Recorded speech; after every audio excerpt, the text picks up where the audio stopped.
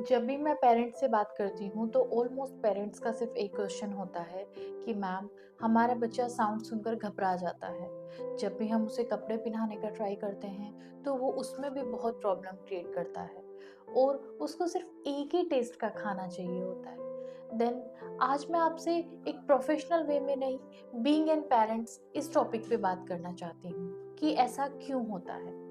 देखिए, ऑटिज्म बच्चों में प्रॉब्लम ये नहीं होती कि बच्चा समझता नहीं है, बल्कि प्रॉब्लम होती है कि उनका ब्रेन सेंसरी इंफॉर्मेशंस को अलग तरीके से प्रोसेस करता है।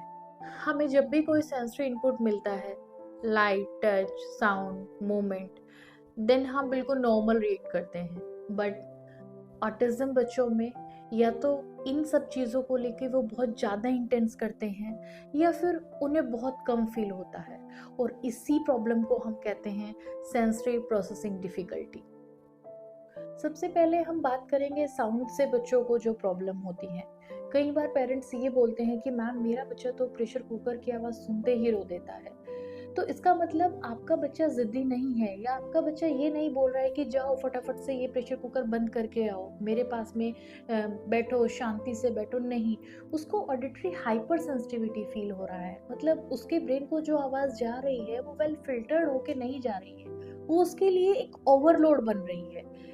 इसीलिए कभी-कभी आपने ये भी देखा होगा, कुछ बच्चे ऑटिज़्म जो बच्चे होते हैं वो ईयर्स पे ईयर को कवर करते हैं, बार-बार ईयर्स पे हाथ रखते हैं। मिंटू से उसको वो चाहिए, उसको वो जो एनवायरनमेंट की आवाज़ें हैं, वो फ़िल्टर्ड नहीं है, वो उसके लिए ओवरलोड बनी हुई हैं, इसीलिए वो अपने ईयर्स को कवर कर रहा है। देन आता है टच से रिलेटेड प्रॉब्लम।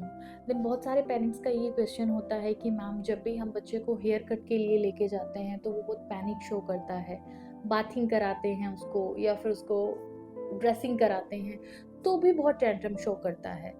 तो ये सारी जो प्रॉब्लम होती हैं उनको हम कहते हैं टैक्टाइल डिफेंसिवनेस। इसमें क्या होता है कि बच्चा हल्के से टच करने पर भी बच्चा बहुत ज़्यादा रिएक्ट करता है, उसको लगता है कि मेरे को बहुत हार्डली टच किया जा रहा है। इन मिनटों से उसका ब्रेन जो है वो टच प्रोसेसिंग को नॉर्मल फील नहीं करा रहा है।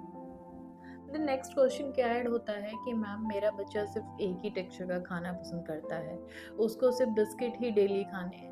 देन इसको हम ओरल सेंसरी डिफेंसिवनेस कहते हैं। इसमें बच्चा सिर्फ एक ही टाइप का टेस्ट, टेक्सचर और टेम्परेचर अपने ओरल सेंसरी में अच्छा फील कराता है। नेक्स्ट उसको कोई भी टेम्परेचर या टेस्ट या कोई भी टेक्सचर उसको टू मच लगते हैं या उसको अच्छा फील होता ही नहीं है उनको खाने में।